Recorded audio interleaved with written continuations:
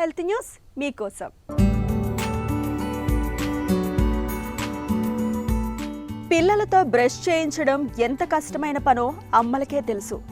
కొంతమంది పిల్లలు అసలు బ్రష్ చేయమని మారం చేస్తుంటారు.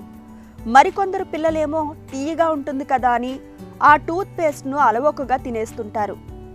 ఎప్పుడైనా ఏదో ఒకసారి పొరపాటును తినేస్తే పర్వాలేదు, కానీ ప్రతిరోజు బ్రష్ చేసిన ప్రతిసారి టూత్ పేస్ట్ను తినడం అనేది పిల్లలకు అలవాటుగా మారితే ప్రమాదమని హెచ్చరిస్తున్నారు ప్రపంచ ఆరోగ్య సంస్థకు చెందిన శాస్త్రవేత్తలు.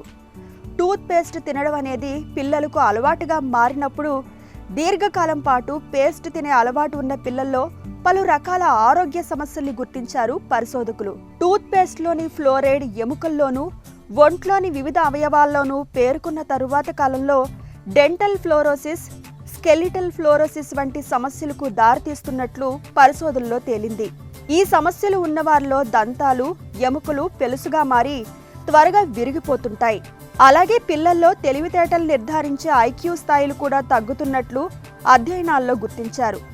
అందుకే పిల్లలు బ్రష్ చేస్తున్నప్పుడు టూత్ పేస్ట్ను మింగకుండా తల్లిదండ్రులు ఒక కంట కనిపెడుతూ ఉండాలని శాస్త్రవేత్తలు కోరుతున్నారు. అలాగే 3 ఏళ్లలోపు పిల్లలకు బియ్యపు గింజంత పరిమాణంలోనూ, 6 ఏళ్ల పైన పిల్లలకు ఒక బఠానీ గింజంత పరిమాణంలో మాత్రమే టూత్ పేస్ట్ని ఇవ్వాలని, వారి వయసుకు అది సరిపోతుందని పరిశోధకులు సూచిస్తున్నారు. ఇక అవసరమైతే తప్ప పిల్లలకు మౌత్ ఫ్రెషనర్లు వాడొద్దని వారు సలహా ఇస్తున్నారు.